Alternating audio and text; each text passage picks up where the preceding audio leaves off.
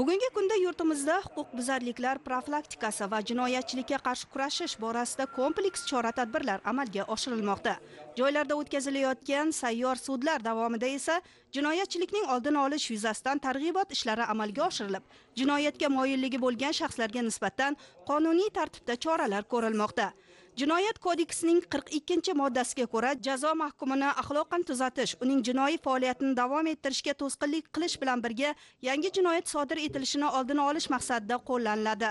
Samarqand viloyat prokuraturasi tashabbusi bilan yo'lga qo'yilgan idoralararo hamkorlik davomida o'tkazilayotgan sayyor sud muhokamalarida ham jinoyatga moyil shaxslar, muqaddam sudlanganlar, profilaktika va probatsiya hisobida turganlar, notinch oilalar, ayniqsa yoshlar, nazoratsiz yurgan voyaga yetmaganlar hamda ishsiz fuqarolar keng jalb qilinmoqda. Jarayonlarga shuningdek jamoatchilik vakillari ham jalb qilinib, bezorilik, o'g'rilik, qasddan tan jarohati yetkazish, ma'muriy nazorat tartibini buzish, yoshlar va voyaga yetmaganlar jinoyati hamda ma'muriy huquqbuzarlik sodir etgan shaxslarga oid ishlar muhokamalari tashkil etildi. Jinoyat ishlari bo'yicha Pastdarg'om tuman sudi, tuman prokuraturasi, Ichki ishlar bo'limining probatsiya bo'linmasi tomonidan tashkil etilgan sayyor sud majlisida ham huquqbuzarliklar sodir etgan, jinoyatga moyilligi bo'lgan shaxslar ishtirok etdi. Unda 4 nafar fuqarolarga nisbatan 2 jinoiy, 2 ma'muriy ishlar ko'rib chiqilib, ularga nisbatan qonunda belgilangan talablar asosida jazo choralari qo'llanildi. Shuningdek, dars qoldirib, darslarni o'z vaqtida o'zlashtira olmayotgan o'quvchilar uchun tushuntirish ishlari olib borildi. Bugungi kunda jinoyatchilikni oldini olish va unga qarshi kurashish borasida boshqa huquqni muhofaza qiluvchi organlar bilan hamkorlikda muayyan ishlar amalga oshirilmoqda. Shu jumladan prokurorlarning tashabbusi bilan viloyat miqyosida muntazam ravishda sayyor sud muhokamalari tashkil qilindi. Tuman va shaharlarda o'tkazib kelinayotgan sayyor sudlarda yoshlar va huquqbuzarlik yoki nojo'ya xatti-harakatlar sodir etishga moyil shaxslar, shuningdek jamoatchilik vakillari keng jalb qilinmoqda. Xususan birgina dekabr oyining 15 kunida Urgut, Tayloq, Nurobod, Pastdarg'om, Payariq tumanlari hamda Kattaqo'rg'on va Samarqand shahar prokurorlari tomonidan 4000 ga yaqin yoshlar jalb qilindi. Prokurorlar tomonidan tashkil etilgan va o'tkazib kelinayotgan mazkur tadbirlarda yoshlar va huquqbuzarlik sodir etishga moyil bo'lgan shaxslarga ijtimoiy xavfli qilmishning huquqiy oqibatlari tushuntirildi. Jinoyat sodir etilishining oldini olish maqsadida bezorilik, o'g'rilik, qasddan tan jarohati yetkazish, ma'muriy nazorat tartibini buzish, yoshlar, voyaga yetmaganlar hamda ma'muriy huquqbuzarlik sodir etgan shaxslarga oid ishlar sayyor sudlarda muhokama qilindi. Ushbu muhokamalarda jabrlanuvchilar va huquqbuzarlik sodir etishga moyil bo'lgan shaxslarga huquqiy, ijtimoiy, psixologik va boshqa yordamlar ham ko'rsatib kelinmoqda.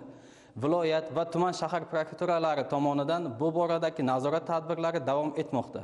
Payariq tumanida tashkil etilgan sayyor sud majlisiga tuman hududida yashovchi jinoyatga moyilligi bo'lgan shaxslar, ishsizlar, notinch oilalar, sudlanganlar va probatsiya hisobida turgan shaxslar hamda keng jamoatchilik vakillari jalb qilindi. Sayyor sudda 10 dan ziyod ma'muriy huquqbuzarlikka doir ishlar, jinoyat ishlari va probatsiya guruhi tomonidan kiritilgan taqdimnomalar ko'rib chiqildi. Sayyor sudni tashkil etishimizdan asosiy maqsad jinoyatchilikning oldini olish, unga qarshi kurash, profilaktika qilishdan iborat. Aynan bugungi Javsharota mahallasida tashkil etilgan sayyor sudga mahalla hududida istiqomat qiluvchi fuqarolar probatsiya xizmatida bevosita hisobda turib jazo o'tayotgan shaxslar, mahalla faollari, keng jamoatchilik jalb etilgan. Aynan ushbu shaxslarga huquqbuzarlik va jinoyatchilik sodir etmaslik, unga qo'l urmaslik, nojo'ya xatti-harakatlar sodir etmaslik bo'yicha bevosita tushuntirgan holatda sudda ko'rilgan ishlar orqali ularga bevosita sud jarayonlari, sudning jazo tizimi, uning huquqiy oqibatlarini tushuntirishdan iboratdir. Ayni bugungi kundagi o'tkazilgan sayyor sudda bevosita 10 dan oshiq ma'muriy jinoiy ishlar ko'rildi. Bundan tashqari probatsiya xizmati tomonidan taqdimnoma olib chiqildi. Sudning adolatli asosli qonuniy qaror qabul qilishi ta'minlandi. Payariq tumanida 120 ming aholi xonadonlar o'rganib chiqildi. Bundan tashqari 180 ming fuqaro ro'yxatdan o'tkazilib, profilaktik suhbat o'tkazildi.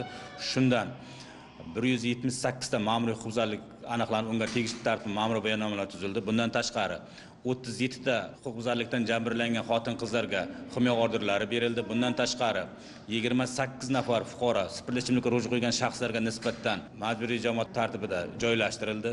Bundan tashqari obod va xavfsiz mahalla tamoyili asosida xonadonlarda targ'ibot ishlari kuchaytirilgan. Har bitta xonadonlarga bukletlar berilyapti. Bundan tashqari mahallalarimizda Qizil mahallasidan Yashil mahallaga o'tkazish bo'yicha tungi reydlarni kuchaytirganmiz. Aholi o'rtasida doimiy hamkorlikda manzilli chora-tadbirlar bergan, ular bilan profilaktik suhbatlar olib borilyapti. Bundan tashqari mana shu Payariq tumani ichki ishlar bo'limi xodimlari tomonidan 178 nafar xodimlar 24 soatlik ish rejimiga o'tkazilib, maxsus profilaktik tadbirlar doimiy olib borilmoqda. Mana bugun Payariq tumanida 11 nafar probatsiya hisobida turgan shaxslarga nisbatan sayyor sud o'tkazilyapti. Shundan 2 nafariga nisbatan qamoq chorasi qo'llanildi. Undan tashqari 6 nafariga to'g'ri yo'lga o'tganligi uchun yengillashtirish belgilandi. Samarqand viloyati jinoyat ishlari bo'yicha sudlari tomonidan 2023-yil 11 oyida 1000 ga yaqin sayyor sud muhokamalari o'tkazildi. Birgina dekabr oyining o'tgan davrida Urgut, Toyloq, Nurobod, Pastarg'om, Payariq tumanlari, Kattaqo'rg'on va Samarqand shahar prokurorlari tomonidan bezorilik, o'g'rilik, qasddan tan jarohati yetkazish, ma'muriy nazorat tartibini buzish, yoshlar va voyaga yetmaganlar jinoyati hamda ma'muriy huquqbuzarlik sodir etgan shaxslarga oid sayyor sud muhokamalari tashkil etilib, deyarli 4000 ga yaqin yoshlar ishtirokida o'tkazilgan muhokamalarda ijtimoiy xavfli qilmishlarning huquqiy oqibatlari, jazo muqarrarligi, mahkumni axloqan tuzatish, yangi jinoyat sodir etishini oldini olish borasida tushuntirish ishlari olib borildi. Albatta, mahallalarda jinoyat sodir etilishini kamayishiga erishishda o'tkazilayotgan sayyor sudlar o'z ijobiy ta'sirini ko'rsatmoqda. Sayyor sud majlisi davomida Jinoyat kodeksining qator moddalari bilan javobgarlikka tortilgan shaxslar demak sayyor sud majlisida ko'rib chiqildi. Sayyor sud majlisi davomida jazo muqarrarligi ta'minlandi. Ushbu sayyor sud majlislari Samarqand shahar hududida qizil hududga kiritilgan, ya'ni o'sha jinoyat sodir etishga moyil bo'lgan shaxslar tomonidan jinoyat sodir qilingan mahallalarda profilaktik ishlar amalga oshirildi. Buning maqsad kelgusida o'sha jinoyatlarni oldini olish, bunga yo'l qo'ymaslik borasida sayyor sudlar tashkil qilinib kelinmoqda. Xulosa o'rnida aytish mumkinki, prokurorlar tomonidan sayyor sud muhokamalarida ijtimoiy xavfli qilmishni boshqa shaxslar tomonidan sodir etilishini oldini olishga qaratilgan qonun normalari va dalillar bilan asoslantirilgan fikrlar bildirilib, sudlar tomonidan qonuniy, asosli va adolatli qarorlar qabul qilinishiga ko'maklashilmoqda. Bu boradagi tadbirlar viloyat, shahar va tumanlarda davom etmoqda.